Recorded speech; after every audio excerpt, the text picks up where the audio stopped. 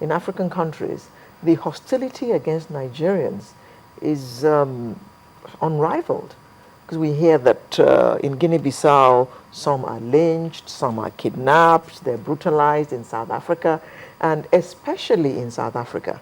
If you recall, I think it was in 2012, when a plane arrived and Yes. they were all sent back. Yeah, because of yellow fever. They had, yes. they had fake yellow cards. Yes, exactly. Well, why such hostility against Nigerians? Under Ambassador Olubenga Ashiru, we took some literary steps which helped to, again, re-stabilize the situation at that particular point in time, because I think we sent some South Africans home on the basis of the fact that we too were claiming that some of their papers were not right. Before then, we were not used to doing this type of thing. We don't take any retaliation. We don't pay back and all the rest of it. But I would say the bottom line is that most of the African countries were just simply envious of Nigeria. I recall in 1977 when we were getting to the Security Council for the second time, and Niger was trying to get into this same seat on the ground that they had not been there before. And we had defied the OAU agreement that we should step aside. And General Obasanjo was then the head of state, and he said, no, at this point in time, because of the situation in Southern Africa, over Namibia, over Zimbabwe, and of course South Africa, which was always there, we felt that the time had come for Nigeria to make an impact in the Security Council, and we had to get in.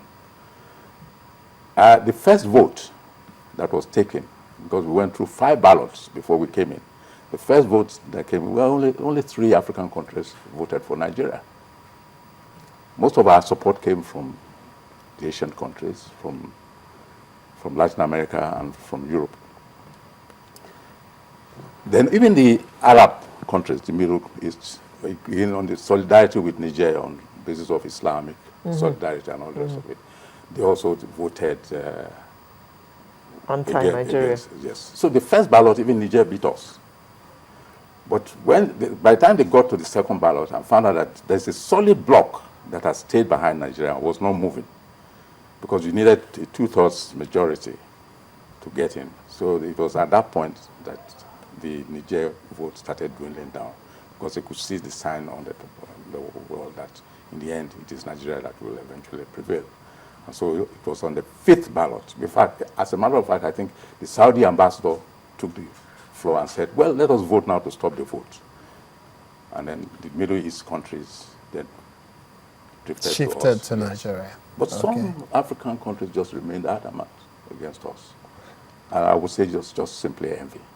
You know, it was a time when we had our oil, and we had given the African Development Bank some money, and we said African countries could borrow from it and all the rest of it. So they were a little bit thinking that, oh, these Nigerians. And in any case, they said that we were sort of trying to blow our trumpet, trying to overhaul Niger, poor Niger, and take advantage of the status. That's exactly what happened. But at what point do you begin to take serious action when you throw in so much money into the continent through our forces being there to help, through some amount of grant and funding, through business that takes money from Nigeria to other countries, and through opening our gates, our doors, our borders to enable the rest of Africa to come in and do business with us because of the number of citizens we have? At what point does that envy at government level turn into humiliation and killing of our citizens on the street? Where do you begin to see what is causing this? That difference from, yes, government envy, then on the street of Guinea or on the street of South Africa, how do you translate into killing a human being? Well, as I would say that one other explanation is again some of the behavior of Nigerians also abroad. We are ubiquitous as we are. We get into a place and we try to We take over We pretty take much. over the place, yes. And naturally, you provoke resentment from this. But there are those who do businesses, they get into a business in which the locals have had some sway, and then the Nigerian gets in there and then does all sorts of things to sort of elbow out these people. Of course, that triggers the resentment.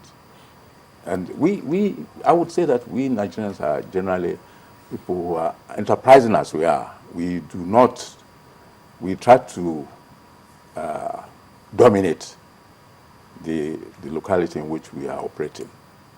And this by itself provokes the resentment. So So now- regardless of what the government thinks or says or whatever, it boils The down to the citizens same on the thing, street yes. will have Yes. an experience that informs Exactly. their action Yes. to a large extent. Now, if that be the case, then what should our government be doing going forward? Because we cannot allow a situation where our citizens become soft target for anybody that wants to hate at us as a nation, and they can easily just speak on any Nigerian because they know or they feel that our government is not going to, lift a finger. Well, we have countered this. First of all, the Minister of Foreign Affairs would summon the ambassador of the other country and then express her resentment over the way our nationals have been treated. And that's accept to some extent because the host ambassador will report to his government and say that the Nigerians are not happy about certain things which are going on. This has helped to some extent. Then also, I think also our technical aids corps had also been helpful because these are engineers, doctors, architects, teachers, nurses who have gone to all these other countries and have made some impact in the quality of services they have rendered. And these people locally are also realizing that, well, after all, these Nigerians are performing some services here for us and for our own benefit. And this has also had some placating effect on the general attitudes of these people to effect changes. But by and large, I would say that because of our own general disposition, we had never tried to retaliate. We've never tried to take governments on for certain acts done to our own nationals. And I think to that, we could say, will you call it complacency or whatever it is, but it has always been there, that we have never, as other countries did, to put strings to the type of support we give support their we give countries. to these No, countries. so is it a lack of will on the side of government in terms of how we do our diplomacy that would enable or empower the hands of other I would countries? say it's Is it? just the big brother attitude. That But you're a big brother. If I'm a You big look- brother you in a look- family, you I look wouldn't to let the my others younger like, ones to slap me around No, and not say, oh, slap, I'm still. But But then you that's don't what want they're to- You doing. don't want to really take action, retaliatory steps for every act of that they've done. But when Big Brother gets slapped around quite a bit, like our citizens get to be, then shouldn't Big Brother Get angry from time and to show time. that I'm still the Big Brother? And how should it happen? What should our government do? Well, we've done that a couple of times. I recall that, for instance, I remember when BP. no. Yeah, but the Benin Republic Boniai Boniai was running for a second term, Yes. and the results were coming in. The results in fact, the results of the election were already in the public domain. And then, at that point in time, we were told that because of certain other influences, they were trying to subvert the results, almost close to what happened in the presidential elections in Nigeria in 1993, in which they were delaying results, they weren't going to announce it.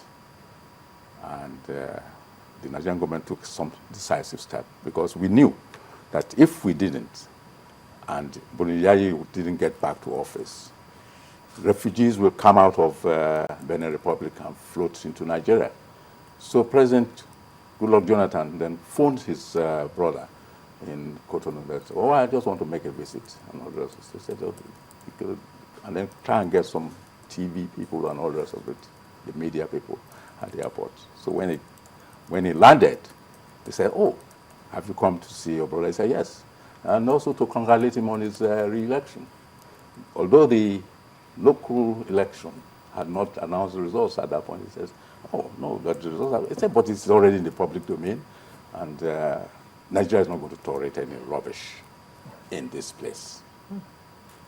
That is one area in which our government has flexed muscles. Show that you're a big brother.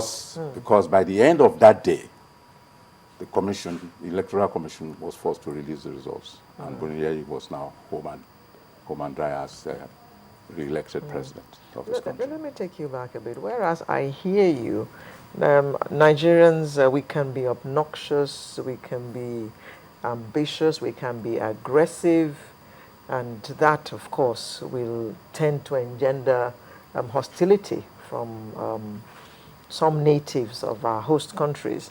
But what about the quality of the envoys who are sent to these countries? We're seeing that fewer professional diplomats are being sent out and more political appointees are being sent out. What impact is that having on the quality of diplomacy that is going on? Well, it's obvious because you cannot, diplomacy is not something you just pick up. And this assumption that anyone can be an ambassador, I think is very wrong. It's outrageously out of the... Oh, gosh. Yes. And then what has happened is that you had quite a number of these political appointees who really didn't know what to do or how to or what their responsibilities should be, and who have gone out and they have given us some bad image in this respect. As I said, there is no substitute for experience, and the experience can only be gotten from those who were inside the house and had been groomed upwards. Career diplomats. Yes, to get to those positions. They would adequately represent Nigeria.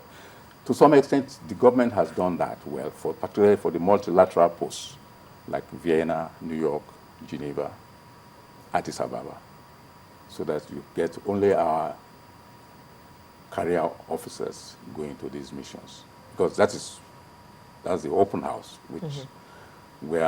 which reflects the country, and it was necessary to have this done in this way. A few lapses in which they've sent one or two of them like that to these missions, it has backfired, and they have learned their lessons. They no longer send them to those posts anymore. Do you have any advice to Nigerians who may wish to go and live abroad? Because sometimes there are complaints about our attitudes and the way we behave when we go to these places. Is there any advice you want to give any of us who would want to go and live abroad? About how to behave when we get to those places? Well, first of all, I think once you get to the embassy where you obtain your visa and so on, I think it would be good to get some information as to what you are supposed to do, to not to run foul of the law of the country you are visiting. And I'm sure the embassy in Abuja or the consulate in Lagos will be able to give the appropriate advice as to, including even places to stay and what to do. And because most of the time we just get a visa and we never bother to find out. I recall the case of a gentleman who was caught with drugs. I think it was in Thailand or Malaysia or somewhere, Yes. where it was the Singapore. Yes, And Singapore, it was death penalty. Malaysia is death penalty for drugs, yes. And all the diplomacy that went on, nothing worked. It never happened. He was killed. Well, I would still blame the Nigerians who got themselves into this, because I had flown into Singapore and Malaysia during my career years a lot of times. And really, when you're on the flight, before the flight lands, there's a warning, which is distributed to all passengers, that in case you are carrying any drugs on your person, better go to the toilet and have them flushed off, because you will face the full wrath of the law on landing and if you are caught.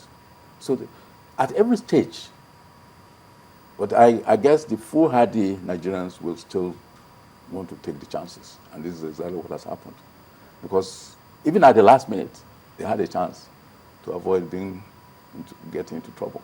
And they still didn't take advantage of it. Okay. All right. We have to wrap up now. So in terms of your final word on what Nigerian government, because when it comes to protecting our citizens abroad, it falls primarily on the shoulder, in the hands of the government.